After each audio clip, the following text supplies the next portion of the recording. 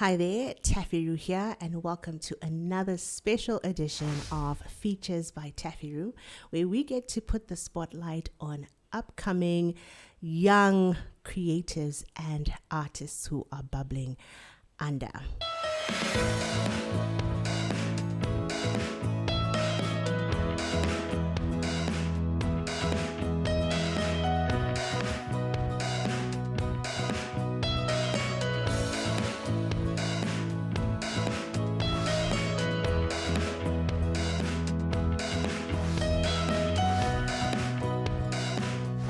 Being part of Bring It On has given me the opportunity to meet some amazing, talented individuals. And when I saw my next guest's audition video, I knew he was a diamond in the rough. Not only is he a great rapper, but he's also able to connect with the audience with his content. So I'm super excited to be talking to Brandon Gobvu today. Oga BG, welcome. Thank you so much. It's an absolute honor for me to have you today. Can you tell us a little bit about yourself? All right, yo guys, what's up? It's the tall dark guy from Budiriro. One, yeah, some call me BG. Yeah. Some call me Brandon. Some call me Brandon Gobvu. So Ada. Some call you Oga BG. Some call me Oga as well. So yeah, I was born in 2002 on the 4th of May. And yeah, I stay in Budiriro one, Tirakumana ghetto. Yeah, that's where I've stayed for the longest part here. Yeah. I've been there for maybe 14 years. Okay. Yeah, so I ghetto, Yeah. used to Dokwenyu. Dokwangu Yeah. ghetto. So yeah, I have a thing for music. I figured that, at a very, very early stage in my life. Yeah. But it wasn't even anything related to rap. Okay. Yeah, I used to listen to Westlife. Yeah. No, I'm sorry for laughing, but Westlife is my type of music. I used to listen to Westlife. I can't imagine you born in 2002 listening to Westlife. I was that guy. Really? I even bought discs. Oh wow. It was I knew the songs like that. And yeah, I used to like Michael Jackson like that. Okay. Yeah, so when I was a kid, that's the music that I listened to. I liked singing along even to those songs. This whole rap thing. So when did this rap thing come in? Okay, so this rap thing, I think when I was around grade 5, yeah, that was when I started enjoying, listening to Tupac. Okay. The Chris Browns, the Kid Ink, the Tigers. Yeah. Those type of people. So I then started feeling, maybe at some point I could actually do this as well. You could do rap. Yeah, but then I hadn't started writing, at that time. I started writing when I was in Form 4. Okay. When I was in Form 4, ndo pandakazotanga kunyora music. I wrote my first song when I was in Form 4. So yeah, ndo pandakatozowa, my niche. Figured, good, okay, I can do rap. I'm an aggressive rapper. I like making music. That's a bit conscious. Okay. Yeah, I'm that person who I'm in sync with my environment. So ndoda kuimba zvinhu zvinenge zvichita sei zvichitoitika. Okay. Yeah. That's interesting. So how then did you can you sing? Okay, so maybe let me start by asking, can you sing? Since you thought about doing music, but doing a Westlife sort of, vibe music, how did you then shift to just rap by itself? Okay, so to answer the first question, yes, I can sing. Okay. I can sing, but I know for sure it's not my strong suit. Okay. It's something I'm still learning. But yeah, I can sing than a lot of people. Okay. Yeah, I think I can surprise on and if I do decide to sing. I think you should surprise us one of these days. Yeah, for sure. Be expecting manja. I might just drop a song. Ndichiimba. Okay. So what happened was I figured the Westlife, the Michael Jackson era, I wasn't making my own music. I was just imitating those people. So by imitating, I also figured I won't find my voice doing this. So that's why it was a bit easier for me to shift from the singing to the rap, because rap manja I was doing was the original. Okay. So that's why I think, you know, I found my niche a bit quicker when I was rapping and writing rap music. Yeah. So yeah, ndosakandaka shifta hangu. You know, this whole singing thing manje zvonzve kuti ndakazonyatsosimba mazviri a bit later. Okay. Yeah. So you said you're an aggressive rapper. Yeah. Right? It still doesn't match with Westlife because that's soft music. So how did you then find your niche in being aggressive? Okay. Yeah. So it so happened when I recorded my first song. Kuno Limits. It was with Jamal. So after that, and I thought, okay, let me try my underground, you know, producers. So Pandagazoenda, I recorded my song there, manja, and it.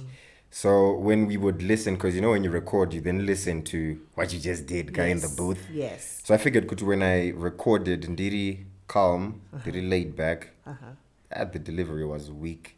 Okay. And I could tell there's no power in this vocal. So when I then got my first drill beat, I found myself being aggressive.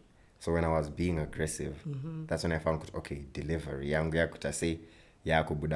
Okay. So from there, okay, maybe this is my thing.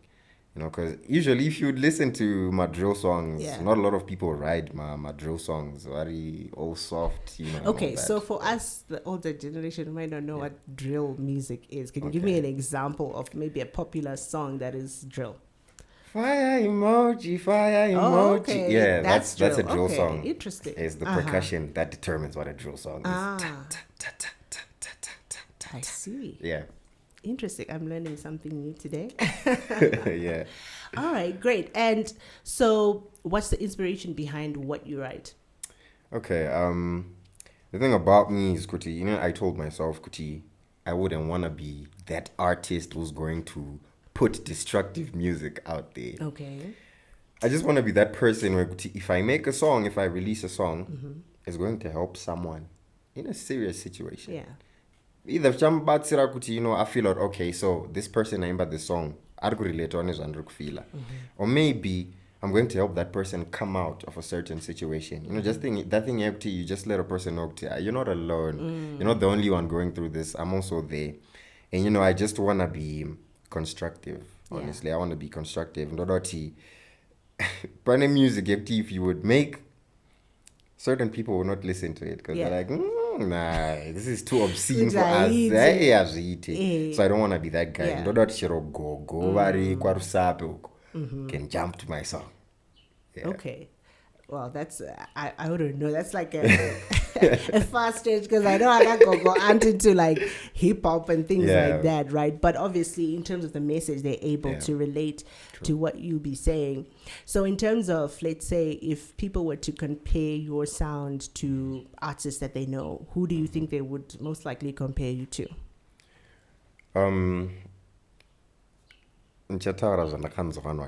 Okay. Vanzwa music yangu. I don't know how far true that is. I think they're lying to me. Okay. But I used to walk around my streets. Music and ngiyagadzira. Ndoendesa kuna someone ndoti chimbonzwa, what do you think? I don't even tell them kuti it's me. It's you, yeah. Yeah. So vanhu vakawanda kind of gave me this. Mdara, you sound like Eminem. And I think it's more of the delivery. I don't know. So I think they're lying to me. Yeah, and then Vangwe Futi, they also kind of say, Kuti, you have a bit of Dave in your music as well. Yeah. Interesting. Eminem makes sense for me. I think, yeah. It does. Yeah, I think it does. I think you kind of sound, obviously it's like you're singing in Shona most of the time. But like the delivery and even like the aggressive side of things, I think they're right to some extent. Dave, I don't know, but Eminem, I know. Okay, interesting. All right, so you talked about how you want to make music that is positive, that will help someone, right? I also know that you are studying psychology, right? Yes. And ever since I found that out, I'm like, I really need to ask you, like, how does psychology play a part in your music? Is it informing in any way what you are writing? How does that work, being, studying psychology and being a rapper at the same time?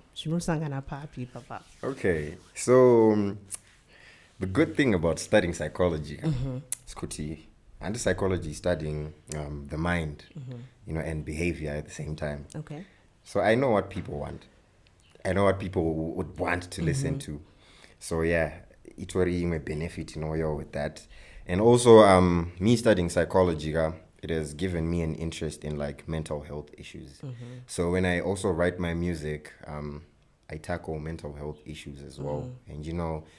And then should I empower someone, who's going through like a low phase life market, through the music. Yeah. Because now I know kuti vanhu vari kusangana nezvinhu zvakaita sei zvakasiyana siyana mulife. So my music, munhu anonzwa oziva kuti okay, so this is actually happening. Zvinhu izvi zviri normal. Handisi kusangana nezvinhu zviri abnormal. Unotoziva kuti if you're feeling depressed, talk to someone. Yeah. If you're feel depressed, all right, maybe you're okay. Check on your next, your neighbor. Shall we say? Yeah. Check on them. So that's the whole idea. That song. Yes. Exactly, I was actually about to talk about that song. Shall we say, the one that you did at Bring It On? Yeah. When I heard that song, I really did connect because I was like, this song is talking about or encouraging people to really check on their friends, to check on their neighbor, because a lot of us, I'm struggling with this. I'm failing at that. And in the end, it just ends up being a downward spiral where someone is just in a pool of depression by themselves. So, have you received any feedback in terms of that song there, particularly Shawari Say? I'll be interested to find out if other people have that same connection with that song. Okay. So the song isn't officially out.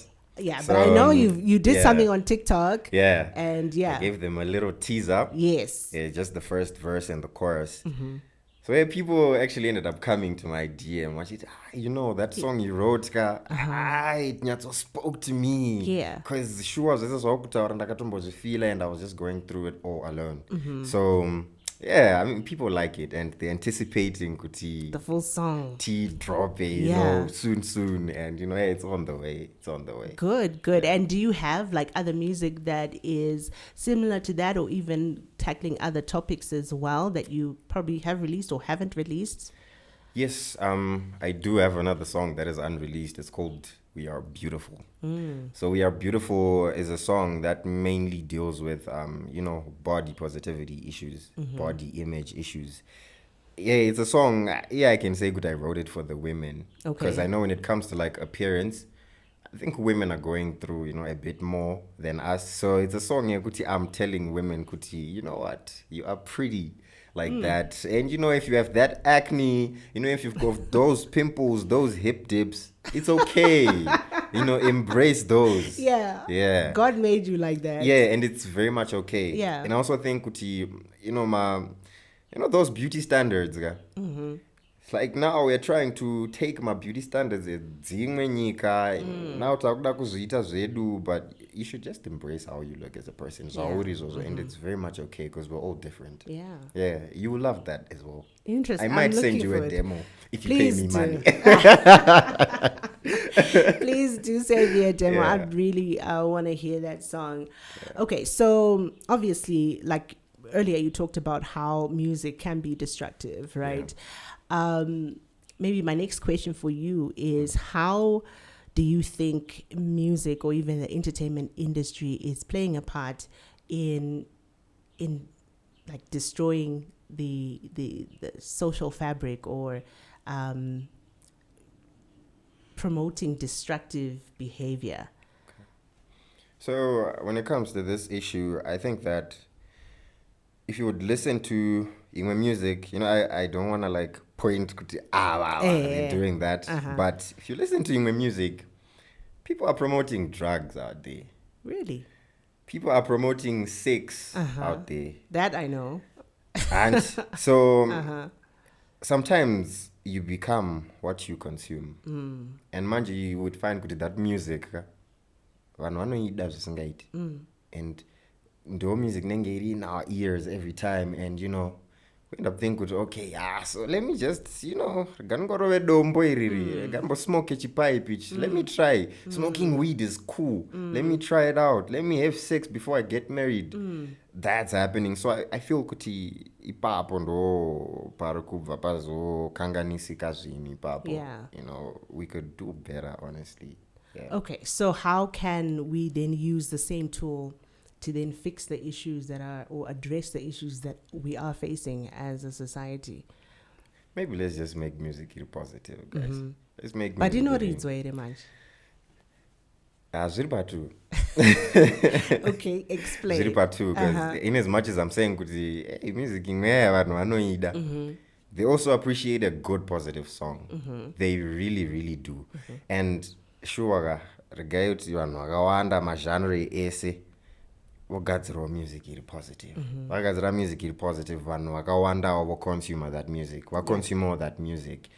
So vabatsirawo kuti vaite zvinhu zviri positive in life as well. Yeah.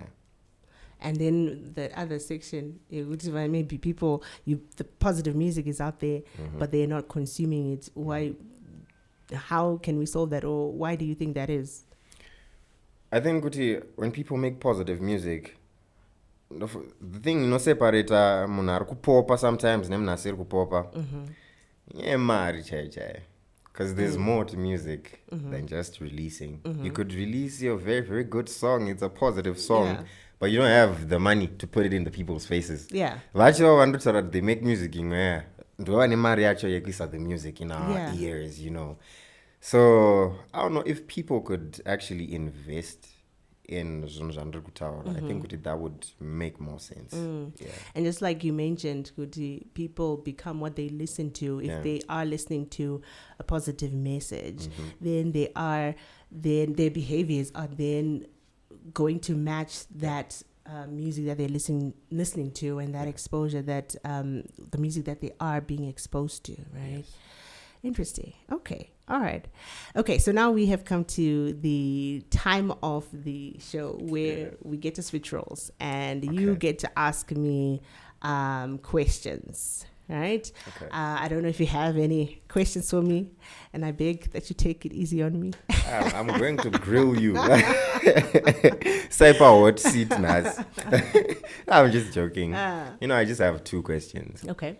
The first one being, Kutim, how has your journey been, in the music industry? And I also know you've got a video thing going on, Chichi.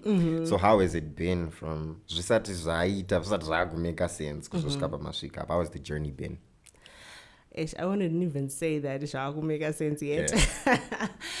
But so far the journey has been long, right? But it has also been rewarding.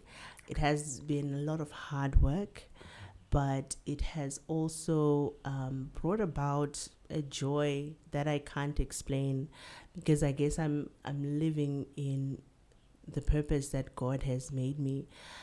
Even if, you don't understand where, it's going or how it will work out, just being aligned to what God has planned for your life just brings a certain joy that you can't get when you are working 9 to 5 and earning all the money in the world, So it definitely has its ups and downs. It's long, it's hard, but also it's very rewarding at the end of the day.